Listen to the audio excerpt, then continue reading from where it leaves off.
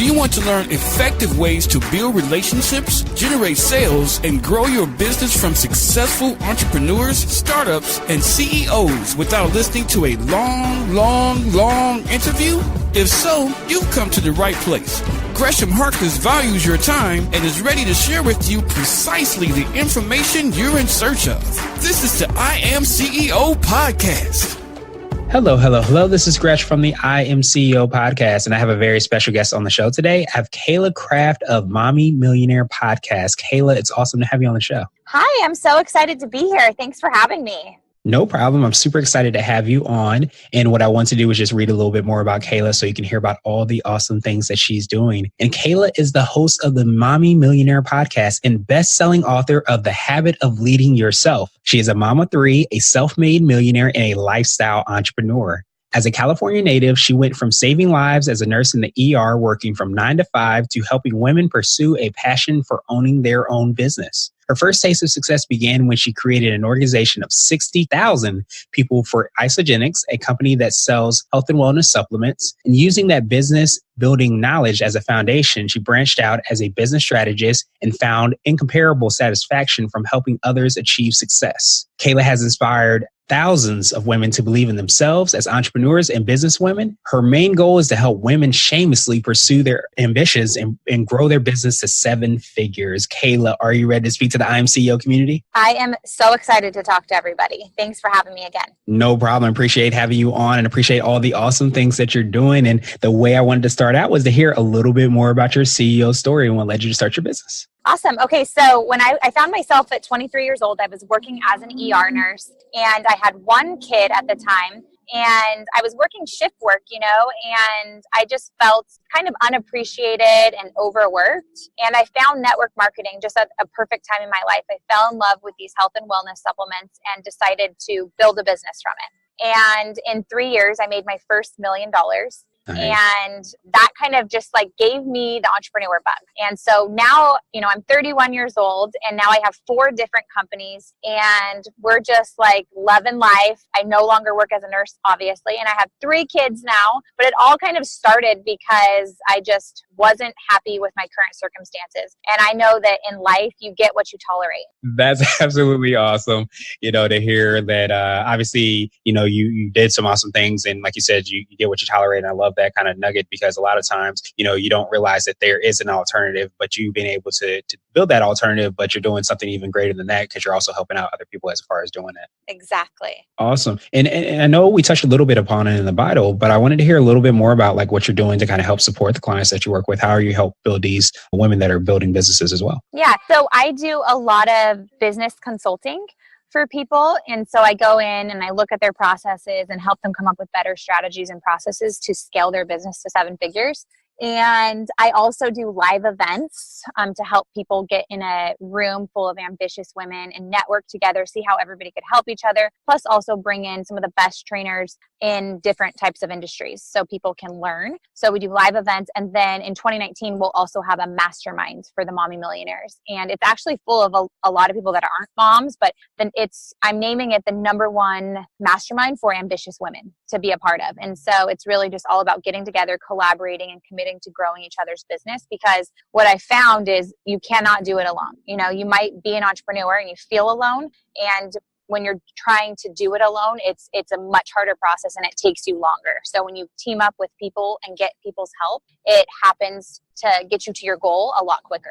Yeah, that makes perfect sense. And a lot of times, you don't realize that your environment kind of determines, how far you go or how high you fly, so to speak. So sometimes when you're able to get yourself in those mastermind groups that you're creating and things like that, it helps to kind of increase your likelihood of being successful and probably even your speed as far as doing it too. Yes, exactly. Awesome. I always say, if you want to soar with the eagles, you got to find the eagle's nest. And so that's what the mastermind is. I love that. I might be stealing that from you. I love that saying. And now I wanted to ask you for what I call your secret sauce. And this is kind of like your differentiator, what you feel kind of sets you apart and makes you unique. Oh, I think that what sets me apart from a lot of the female entrepreneurs out there kind of doing what I do or trying to do what I do. I'm not a coach. And so I think coaches have to hold space for people, and a strategist. So I come and I'm just like, I don't sugarcoat it. I'm like, this is what you need to do, X, Y, and Z, and go do it pretty much. And so I'm like all about not sugarcoating things and, telling people like it is, even if it kind of hurts and it stings at first. It's really what's best for my clients and what's going to help them go where they want to go. Exactly. That makes perfect sense. And understanding like when you need that, because a lot of times, sometimes people aren't struggling with the ability to work. Sometimes they just don't have the right playbook, so to speak. So they need somebody to kind of help them figure out exactly what steps to take in order to reach those goals. And do you find that you focus on a certain type of business owner, or can any type of business owner come in and get your services and work with you? Anyone. I actually was just meeting with a person who owns a boxing gym. Nice. And then yesterday I was talking to somebody who owns a facial bar. So, and then I help online entrepreneurs as well. So it's really anybody, because that's my superpower is just strategy and sales. So yeah, that makes perfect sense. And oftentimes when you peel back the onion, you can realize that, businesses are not necessarily the same on the outside, but when you look at it, they have the same kind of principles and strategy. So if you can help out one, you can help out most of them. Absolutely. Awesome. And now I wanted to switch gears a little bit and ask you for what I call a CEO hack. And this might be an app, a book, or a habit that you have, but it's something that makes you more effective and efficient as a business owner. Okay. Something that makes me more effective is having a team. Does that make sense? So having just the right people in place. And so we have a marketing director, an operations manager, an executive assistant, and then a CEO. So what's funny is that a lot of people think I'm the CEO of my companies, and I'm actually not. I am basically I'm just the owner and founder, because I like to have somebody else in place that's making sure that things are happening on a day-to-day basis, because I'm the creative and I'm kind of like the talent in the group. And so I need to focus on my zone of genius. And I think that's where a lot of entrepreneurs go wrong. They want to be the CEO, and they want to like be in charge of everything and micromanage every little thing that's going on, when you need to bring in the right team so you can focus on what your zone of genius is. And most of the time that's you creating content and, speaking and all of that, and engaging and growing the network and all that kind of stuff. And so when you're focused on the day-to-day stuff, sometimes, it bogs you down and you can't be as creative. So I like to call myself the chief creative officer. I love that. I might borrow that one as well too, because a lot of times, like you said, being in your zone of genius is very huge. And sometimes, if you have that creative gene and been able to, build a business or create these marketing strategies or all these things that you're doing when you're in that quote unquote CEO role, you have to work and focus on other kind of strengths that may not be your best strengths. So being able to kind of identify and bring people in is definitely, a phenomenal talent and thing to be able to do. Yes. And do you find that it's very easy to, I know that's one of the biggest kind of struggles and things that, entrepreneurs and business owners deal with is finding talent, attracting talent, and keeping talent. So how have you been able to kind of do that yourself? Okay, this is such an amazing question, because it's funny. I have the most amazing team and I love them to death. And one of my executive assistants just gave me her 2 weeks notice because she got her dream job. And it was like, these are a lot of things that most people don't see behind the scenes stuff. And I love to talk about stuff that nobody else talks about, because I know it's actually going to help people grow their business. And so my process is always, first of all, looking for referrals. So any business owners I know, asking them, who do you know that has executive assistant experience? And just by me doing that in 2 days, I already have interviews set up this weekend with people that have experience. So getting referrals, if you're like, I don't know anybody that would know that. Another great thing to do is get very, very specific on what you want your team member to be taking care of. And so knowing their KPIs, which are key performance indicators. So knowing exactly what you want somebody to do and giving out those details on a job site.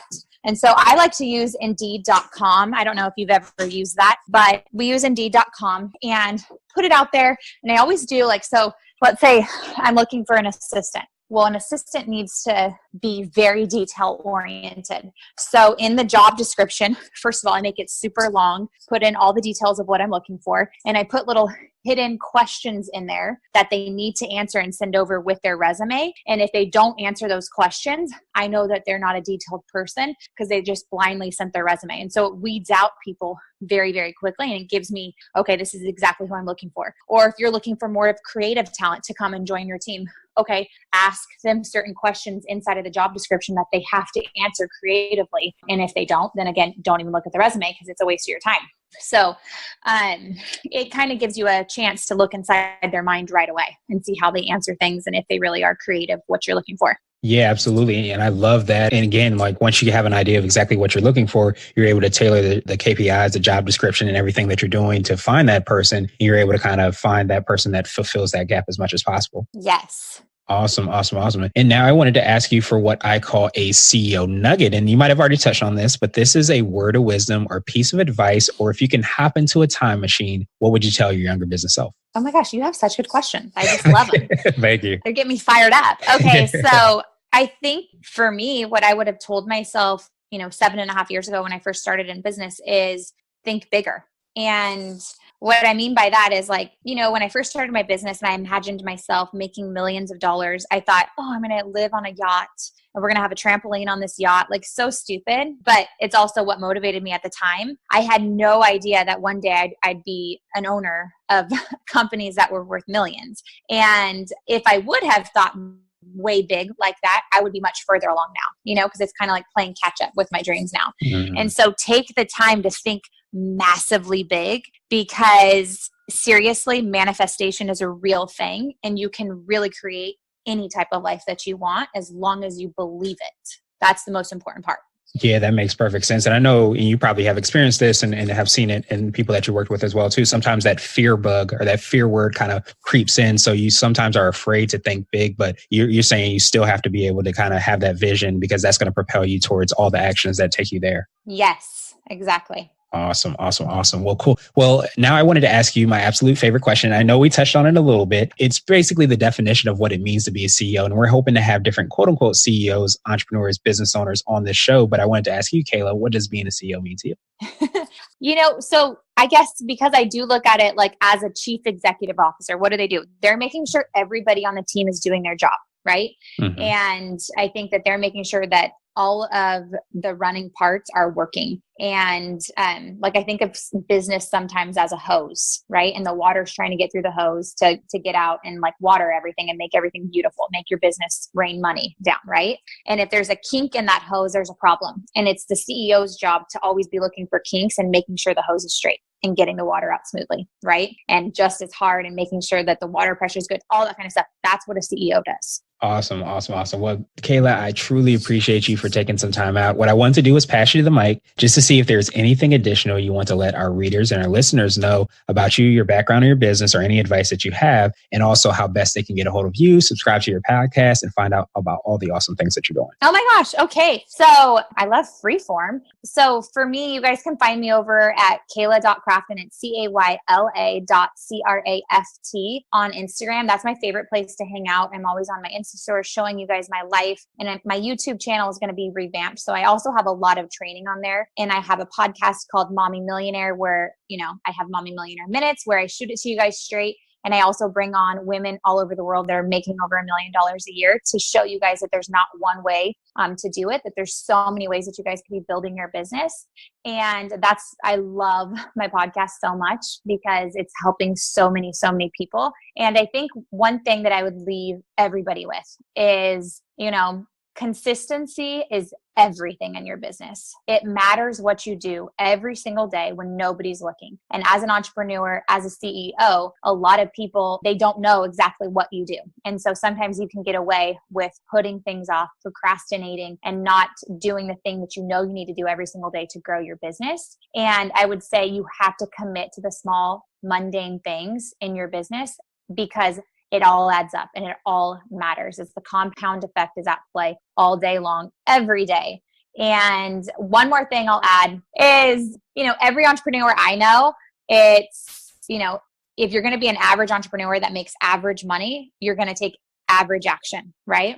But if you want to freaking shine and you want to have the most impact in this world, you have got to become obsessed with what you're doing. And that's what I know is the difference between people that make it and people that complain about the other people that made it, And so it's okay to be obsessed. And the world out there is going to tell you, don't be obsessed, find balance. Those are people that are going to struggle for most of their life because obsession is what gets you where you want to go. And that is, I'm giving you permission right now to become obsessed and tell you that is seriously what it takes. And I won't ever lie to you about that. So hopefully that helps everybody. That helps out tremendously. And I truly appreciate you for sharing all that information with us and that knowledge. And definitely a great reminder to be obsessed and find something you're passionate about and you want to live it, breathe it, drink it, and do all those things. So that's a great reminder.